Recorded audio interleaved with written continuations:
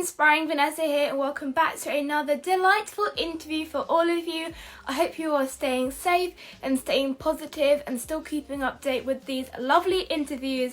I've been having the best time talking to some of my friends, catching up with some new people because I feel like I've connected with so many new people over lockdown. So, as you guys probably seen, today's guest on today's interview is Dai, and her Instagram username is official Dai Time, so that's probably where you'll recognise or imagine her name. But I'm going to be asking her some questions and doing an interview with her about her magazine, which is called Dai Time magazine, which is amazing. And she's the editor and creator of that. And she's also a presenter, so she interviews a lot of amazing people. So make sure to also leave any questions you have for her, because I'll be doing a Q&A with her at the end of the live, or at the end of the interview, and that way you can get your question answered. But otherwise, I'm going to bring her onto this interview and then we can get straight into it. Very excited.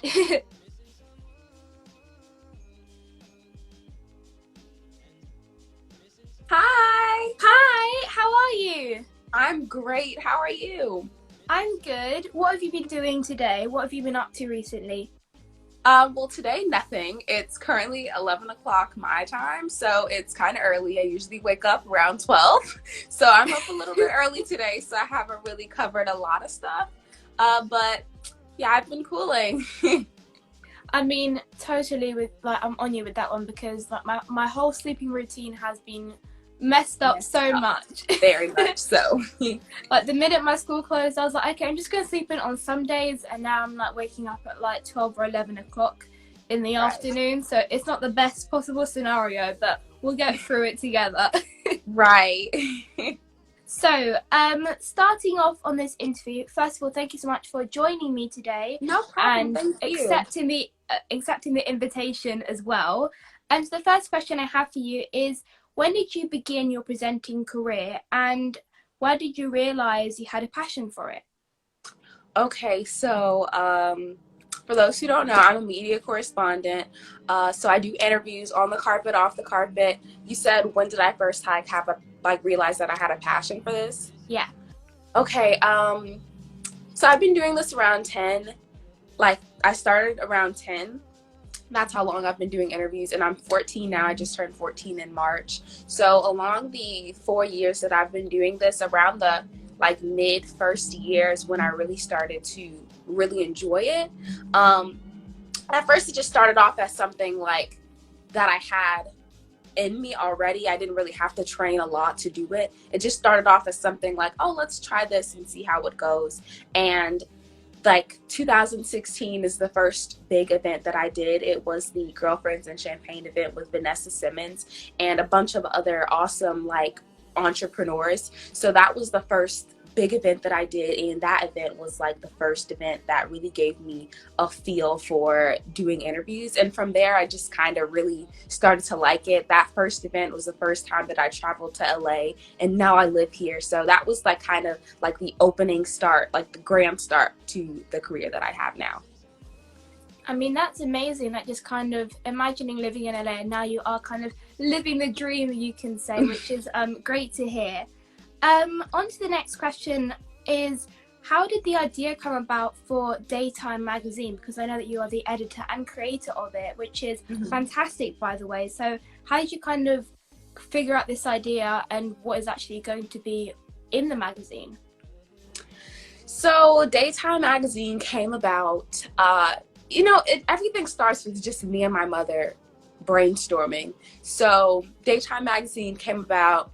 I realized that there are so many kids around the world that are doing great things, and not everybody knows about it. And I also kind of got the idea of Dai Time magazine because these kids are so great everywhere. Not everybody knows about it, and for those kids who probably want to give a try to what these other kids are doing, it would be a great way or great platform for kids to find role models if they aren't local. So that's kind of where Dai Time magazine came apart. The goal of the magazine is to, inspire kids all over the world, even if you don't have somebody that's inspiring right in front of you. So, yeah.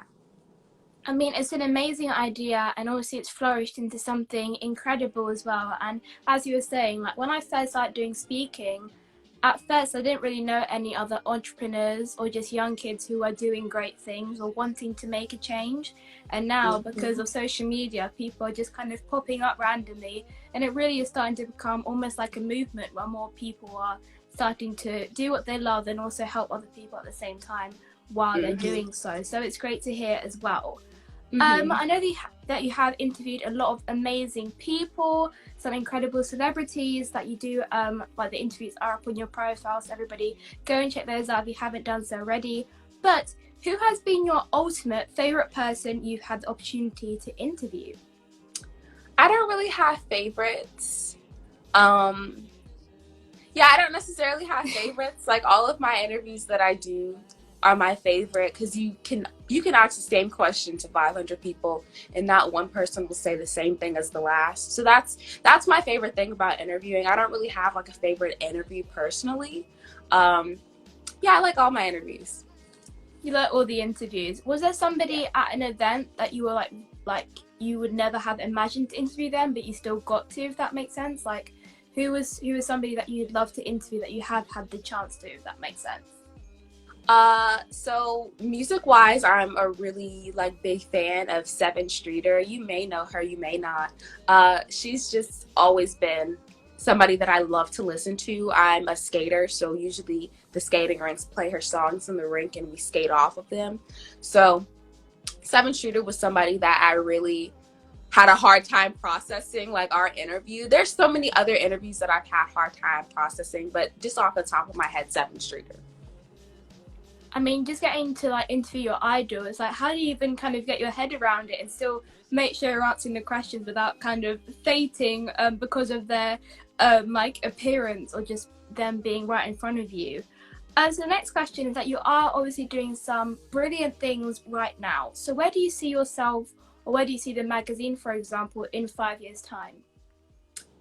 In 5 years, wow, that's gonna be a while. Yeah. Um, in 5 years, I'll be in college, and hopefully the magazine will still be where it is, but expanded a little bit more. The magazine, uh, I like the magazine a lot, so hopefully the magazine grows with me. Um, yeah, hopefully we'll have some more amazing covers on the cover in the future. Uh, Yeah, hopefully in 5 years I'll have my own talk show or it will be like confirmed and in the works. So yeah. I mean, it's always scary to think like 5 years time, but it also goes by super fast, you can say, because as you like have been doing presenting or being a media correspondent for almost 4 years now, and if you think Hmm. how fast that has gone, like how fast is the next 4 years or 5 years going to go? So it's slightly scary to think about, but it's also good to think about to see where you want to go and what you want to achieve in the future. Speaking of future and where you kind of want the magazine to go, and you were just saying that you would love to have a talk show as well. What are your biggest goals and aspirations?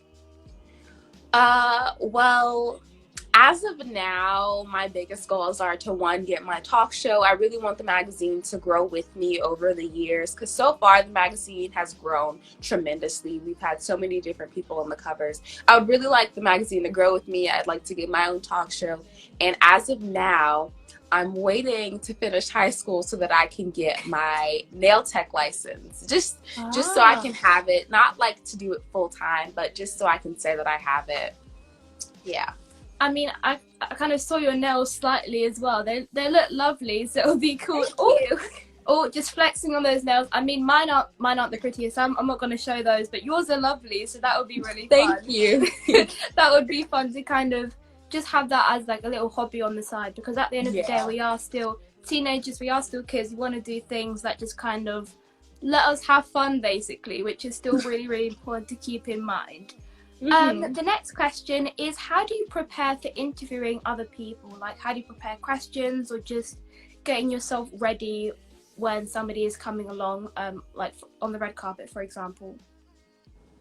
Personally, when I do interviews, I do a bunch of research. I like go into stalker mode. Like if you have a YouTube, I'll scroll to your oldest post. If you have an Instagram, I'll scroll to your oldest post. Like when I prepare for an interview, I love to gather old information and bring it back to the light. So when I'm preparing for an interview, I just kind of stalk a little bit, and from my stalking, then I'll get my questions and kind of form where I want the interview to go, you know. Yeah, based off of that. That's basically like how I do my research and how I prepare for interviews. And yeah. I mean, I think probably a lot of people would be a bit surprised because at first they'll be like, oh, you remember that? Or, oh, you're bringing it up now kind of thing. So that is good to hear. And obviously they know that you've done your research as well. So you are a true presenter and you're taking the time out of your day to focus on this interviewee and to focus on what kind of answers you want to get out of them as well. The next question is, if you could interview anyone, either dead or alive, like someone maybe when they're older, maybe like their younger self, you could interview anyone, who would you interview and why? I would probably interview Ellen. I'd probably interview Ellen or Beyonce. Just those are like really big people that I would like love to interview. Yeah. I mean, I love Ellen Degeneres, and Beyonce, she's just a queen on her own. Like, Very you don't much really need so. to kind of give any description for her. Just like, Beyonce, okay, I understand why you want to interview her. It's just like the whole name just kind of gives it to you anyways. But they are two like massive icons, you can say, as well. And it'll be fun to see Ellen get interviewed because you don't really see her getting interviewed because she's always interviewing other people. So that would be really fun to see as well. So fingers crossed for the both of us that maybe we'll get to meet those two women one day and get to see the interviews. Now the next question is, what has been the most difficult part about being the creator and editor of Dai Time magazine? What has been your biggest obstacle that you've learned to overcome? The biggest obstacle that I faced while being the editor / creator of Dai Time magazine would probably be picking covers, because like I said, there's so many different and phenomenal people, kids in specific, all around the world that are just doing great things, and they need to be showcased. So when I can only pick one cover every couple of months, it's kind of like, oh my gosh, am I gonna remember to go back to those other people, because like they need to be showcased. So that's probably like one of the biggest problems that I have to face when, you know, picking covers. But other than that, the magazine is a breeze. Like I said, you just go into stalker mode, you write your articles. There's so many people who want to be featured, so many people that write their own articles. There's so many people that add ads. So it's pretty simple it's pretty simple. How long do you think it takes you to write an article and then put one magazine together? So the production of a magazine, maybe a week. Oh wow, that's quite fast. Maybe a week and a half. Like I said, finding the cover takes so much work. So that's the entire hard part of the magazine. But other than the cover, everything else is fine, because the cover, you have to find the cover, you have to find a day to make time for the photo shoot, then you got to get everybody for the photo shoot, then you take the photos, you got to review them, you got to get them edited, and then after that you put it on the cover and get the rest of the stuff. So with covers, with the cover, I write an article on them, like a whole page, 2 pages, just dedicated to them because they are the cover. So that's not hard. Like I said, you just do some stalking, you look at previous interviews that they've done with other people, if you don't already need what you need, like if you don't already know what you need to know. So it's pretty simple. And then like I said, people get ads, and you just, you know, double check through the ads, make sure that it's, you know, PG, and yeah.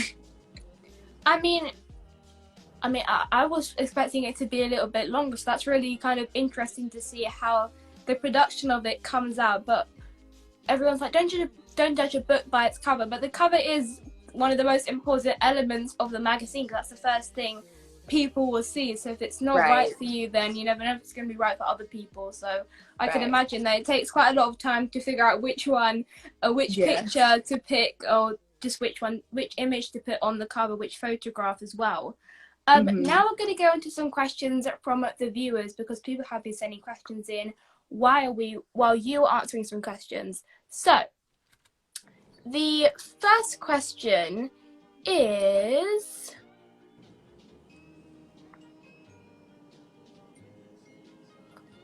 from _Josephine.xxo, and they said, if someone wanted to do what you wanted to do, how would you go about it? So if somebody wanted to be a media correspondent or an editor of a magazine, what advice would you give them, I think is the question they're trying to ask.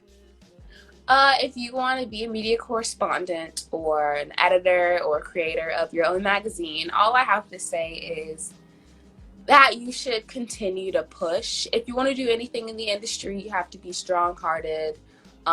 So just be prepared for anything. And like I say to a lot of people, you have to believe in yourself if you want people to believe in you. So if you want to do interviews, you really got to believe in your interviews so that other people can believe in your interviews. And that's pretty much how you'll progress as a media correspondent. And that same saying goes for anything else that you want to achieve in life. So I just say push for it, break barriers, and yeah, that's pretty much it. And what was the first step you took to starting to create the magazine? Because I wouldn't know where to start if I wanted to create a magazine for myself, let alone someone who hasn't even been in the industry yet. So the first step that I did for creating my magazine was the photo. So we took the cover. The first cover was me just by myself. So we took a photo that we had took from a previous photo shoot, and we popped it on the cover, figuring out the label, what it was going to be called, things like that. And after that, I went to Instagram. At the time of me creating the magazine, my Instagram was not as formed as it is now. My Instagram has progressed tremendously over the years. So I was really kind of just reaching out to people that were on my Instagram, and I was like, hey, do you want to write an article? Like any brand that I saw, like anything that I saw that would be great to go in a magazine, I was like, hey, do you want to do this to be in my magazine? We started posting flyers, like looking for ads, looking for articles, looking for people to write articles. So that's kind of how we went about with the first cover of the magazine. And at the time, I had previously wrote a book called My Tutu. So we used the guy who did the graphics. He helped us, with the cover, like the name, the details, like the designs inside of the magazine as well. And from that first cover, it got a lot easier. We just started to add people onto the cover, and I started to write more articles on the inside. The first article, I didn't write it about myself because it was myself. So anything after myself, I wrote like articles about them. And yeah, the first magazine was really good. I mean, I think as you progress or as you continue to do it, you just start to get more used to it. You just know how to run things, basically. That's really interesting to hear and fascinating to hear, because like you hear lots of different like massive high-end brands and how they first started, or how they created their first product or first like book or first magazine. So it's really, really exciting to hear how it all kind of came along the first time around. The next question is from swag_court_lit, and they said, how old were you when you started your hosting show? So how old were you when you started presenting, I think is the question. I was turning 10, so I had to be like late 9, turning 10, mid 10. Yeah, I was around the 9-10 age. And I started from there. I used to do performances, so I started doing interviews at the places that I would perform. So yeah, that's how I started hosting. I just saw another question from the comments, and it's from It's Ari, and she said, how do you grow or how do you get your name out there? So I think she means like social media wise, how do you grow your social media platforms? So growing your social media platform, I've realized over the years you have to continue to be relatable to your audience. So once you figure out your audience, whether it's teenagers, whether it's adults, whether it's kids, you just have to figure out your audience. And once you figure out your audience, you have to figure out what your audience likes. So usually you choose your audience that's around the same age as you. So I know what I like. So if I like it, I'm pretty sure that most of the people that my age would like it. And that's kind of how I go about posting and specific interviews, the questions that I ask during interviews and things like that. You just have to figure out your audience. This goes into like major research. Like if you know your age group, even if you don't know your age group, then you go to other people's pages who have the same age group audience as you, or you go on YouTube, you research what do people in my age group like, things like that help you to push what you need to post and how to post. So yeah, that's kind of how I figured it out after years of trial and error. I kind of figured out what my age group likes to watch, what type of questions that they ask. So yeah. I mean, I think that's really powerful what you just said, and a really like key piece of knowledge as well. It's like the more relatable relatable content people post or people share across their platforms, the more people are going to start like listening to what they're saying. For example, if I'm watching one of my like favorite YouTubers or one of my favorite like influencers and they're talking about something completely random, I'm probably going to tune off. And I feel like especially amongst young people, we have quite a short like attention span. So unless it's something like not extremely interesting or something I'm interested in, then I'm probably going to tune off. So I think the whole point is to keep them logged on and keep them watching as well, which is really, really important, really crucial. The next question is from RTW Manny, and they said, how do you keep positive with some hate when some people send hate your way? I think the question is, how do you keep positive when you get hate? Staying positive is something that I've always did. So when I get hate, I kind of just delete the comment or I'll report the comment and I'll move on with my day. Hate doesn't really get to me personally because I personally don't think it. But if you're having a hard time with bullies or hateful comments or hateful friends even, I feel like you should just mentally sit down, do some yoga if you need to, meditate if you need to, get in tune with yourself, because if you think that you're great, then you're great. Everything is a mind thing. Like literally everything is a mind thing. So if you think it, then you are it. You understand what I'm saying? It's all about your mindset. So if you let the hateful people go into your mind, then you will eventually turn into what they are saying, if that makes sense. Everything's a mind thing. So I feel like if you have the right mindset of being positive, surround yourself with positive people. And even if you can't surround yourself with positive people, watch YouTube about positive people, follow people on Instagram that are positive. It's not that hard. You just have to surround yourself with the right people or with the right mindset. And I feel like if you stay positive mentally, then you will stay positive in any other aspect. Amazing. Couldn't have said it any better. Like, surround yourself with the people who will lift you higher. Right. Like, who will not bring you down, because the more you surround yourself with people who are draining or negative, you are going to start adapting the same mindset that they are as well. Right. And no one's negative thoughts or views of you can affect you unless you give them the permission to do so. If you in your head say, okay, I'm going to listen to what they're saying, then that is obviously going to start making an influence on you as a person. So just make sure that you just kind of block it out in a way and not let that affect you, because it won't affect you unless you give it the power to affect you, if that makes sense as well. The next question is from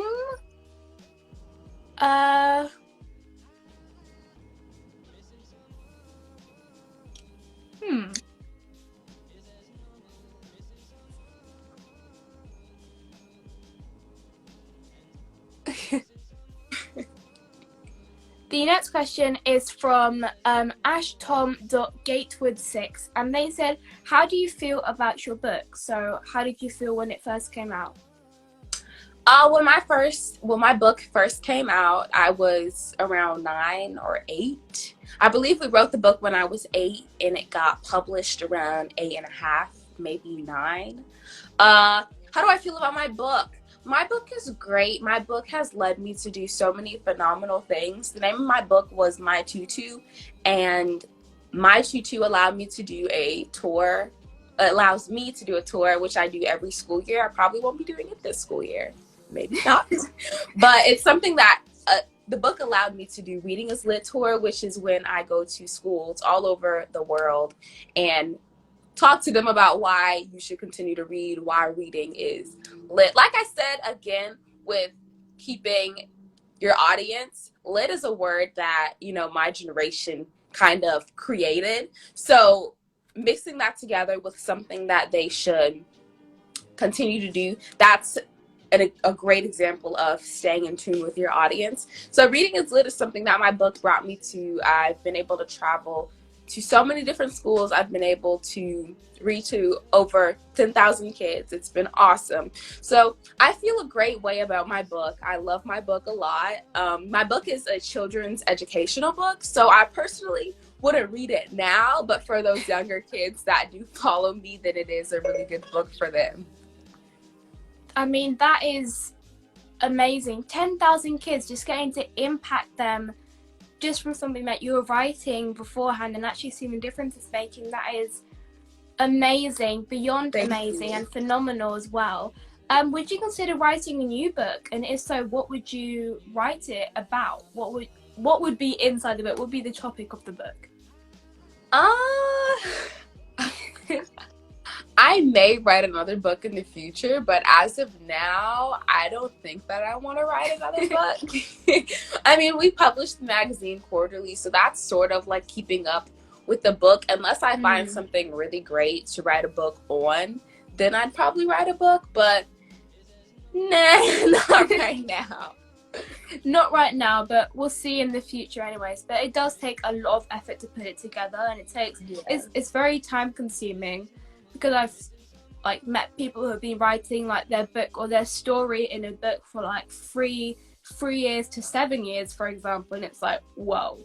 That is a very, very long time to just be constantly putting in stuff, taking out stuff. So we'll see in the future, but it's just very time consuming. And also, if we're in quarantine, we don't want to be writing, we just kind of want to relax, sleep, watch Netflix, that kind of thing. Yes. The next question is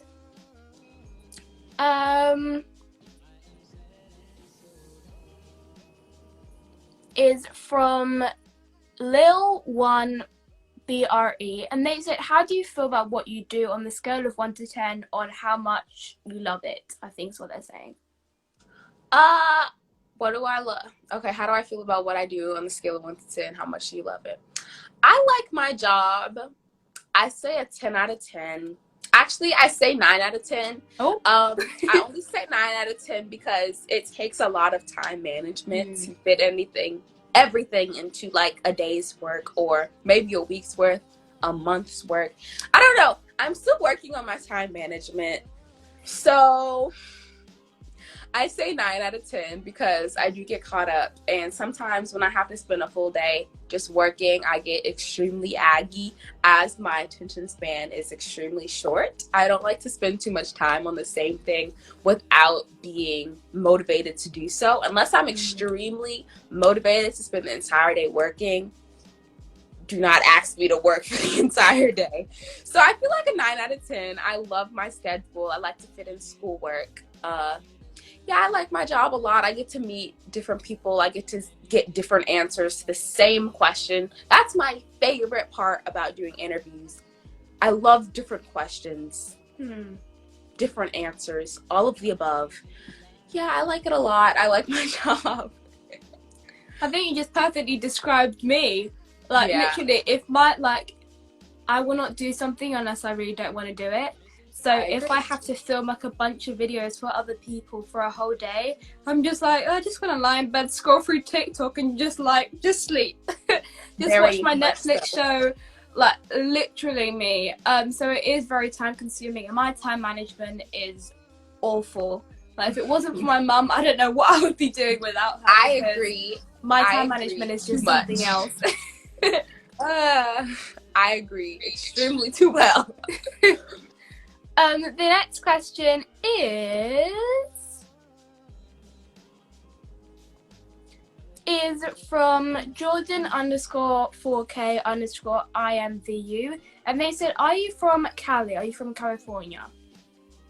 So, I'm originally not from California. So, just to throw this in here, my mother is from New Orleans. So, I have a little bit of Louisiana in me, but I was born in Atlanta, Georgia, and we recently just moved to California in December so that I could pursue my media correspondent career on a higher level. Because all of the events that I would dream to attend, or most of the events that I do attend, are located in California. So from Atlanta, we would just be flying here for months at a time, and it just kind of just made sense to move here. So I'm not from California, I'm from ATL, but I do reside here now, so I like it. I mean, I think it's a lot of people's dream to just go to any event based in Los Angeles or California, because as you were saying, the biggest events are there, and like massive movie premieres, like the world premieres are obviously in LA, like in Hollywood Boulevard, basically. The next question is from Nobody Has to Know, and they said, who do you do your job with? So do you have like a presenter partner, basically? Okay, I don't have a presenter partner. However, I do know a few people that do the same thing that I do. Most of them are not my age. You're like the first person that I've met that's my age that actually does what I do. So that's great. Most of the people that I know that does what I do, they're usually young adultish, and they've kind of helped shape me into what I am today. I have so many carpet brick big sisters and brothers, and they've really like helped me get a feel for what interviews are supposed to look like, what my research is supposed to look like, how I'm supposed to research. There's so many different big sisters and brothers that I have in LA, and I just came from one of them, Shy. I was at Shy's house the other day. She's a great big sister. She helps me a lot with, my questions if I need help. So yeah, I know a few people that do what I do, but nobody my age. And my mother also helps a little bit with research, like finding interviews to brainstorm at, and she's helped me with my stalking because she's really good at stalking too. So help with the stalker research. You can always get a little bit of help here and there. Another just random question for myself is, how many questions do you prepare when you're going to a red carpet event, and when a celebrity comes to you, how many questions roughly do you ask them? So it depends on the person, and this is also where your research comes into importance. On the carpet, you usually it's very rushed. When you first get on the carpet, you're waiting and waiting and waiting for rush hour, and then when rush hour comes, it's like overwhelming. very overwhelming. So questions, it really just depends on your research. If you see like your cheat sheet, usually they email you your cheat sheet of who's supposed to be coming. It's not confirmed, but usually it's who's supposed to be coming. So when you look at your cheat sheet, you go and research interviews of everybody who's supposed to be attending, and you see how long they take to answer questions. If you want to, or you can risk it and do it on the carpet, but don't be mad. And you kind of just base your questions off of how long it takes them to answer. Like some people will take a very long time to answer one question, and then you'll only be able to ask one question because there'll be people on the carpet like, come on, one question.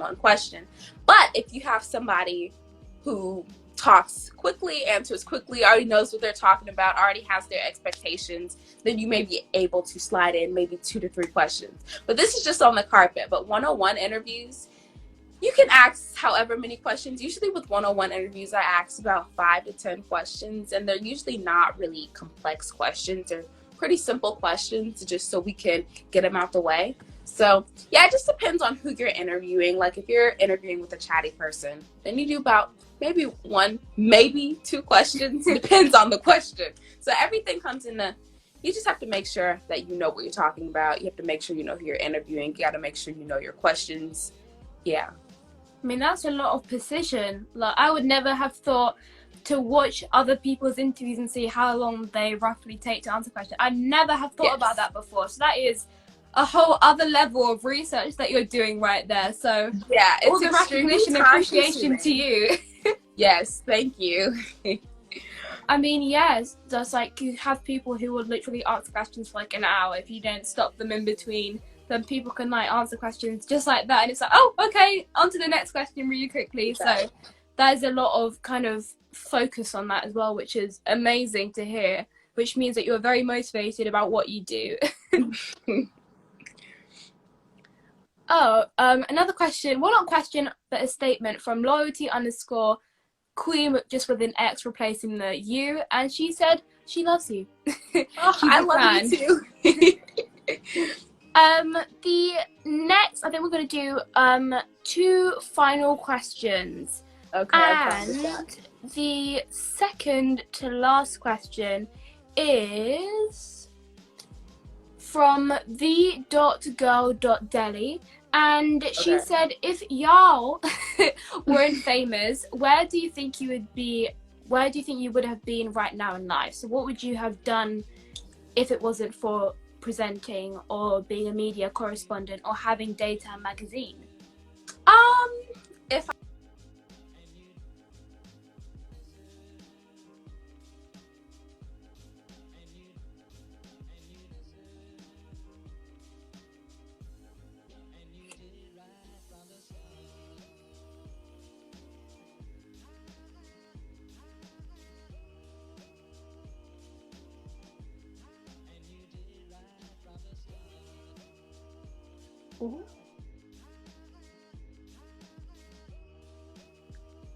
Oh no!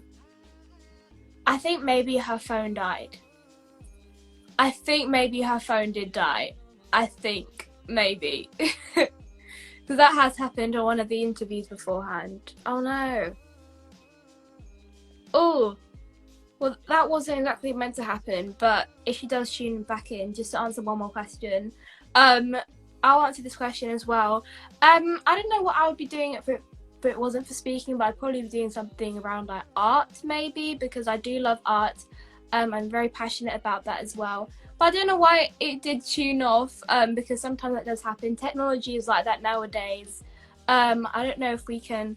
Oh, she's back. Okay. I'm guessing like maybe phone died or something like that. But I'll quickly bring you back onto the interview to answer 2 more questions.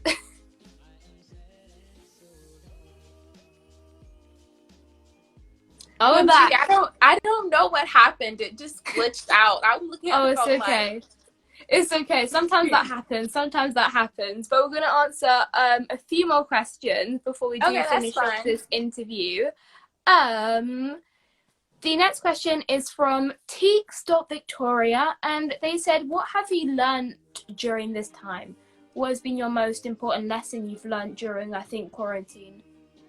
I feel like during quarantine, I've learned so many things, like about so many, I've learned tremendously during quarantine. Like I've learned about YouTube, which is something that I never really have the time to put into it. But now that I'm on quarantine, I've got a chance to learn more about it and figure out how to work it. Usually I'm in summer school, but my mother forgot to sign me up. So I've had a lot of free time this quarantine. I feel like I've become more in tune with myself. And I've also learned that the grind never stops, no matter where you are. Like I've never done any live interviews, and I've been doing live interviews. I've seen other people been doing live interviews. I'm being live interviewed. So I feel like technology is great. I mean, we've been through that technology was great, but I feel like now we're really like learning to appreciate technology because these interviews have not been stopping. Yeah. Yeah. That's pretty much it, but the grind never does stop. I mean, Never. 100% agree with you on that one. Doesn't matter where you are in the world or how much time you have, the grind never stops, and we still need to keep working hard, which is still important, but at the same time taking time for ourselves and looking after ourselves and our mental health, and just giving some time to just relax and do whatever we want to do, just basically do nothing, is the term I like to use as well. But I mean, if it wasn't for like YouTube or Instagram, I don't know what I would be doing when I'm bored in quarantine. Like, if I didn't have Netflix or movies or just any kind of connection to like other things, I don't know what I'd be doing. Or without FaceTiming my friends or family, like, I would not know how to survive, basically. So thank goodness we live in the day and age of social media in the 21st century. Now, the final question is from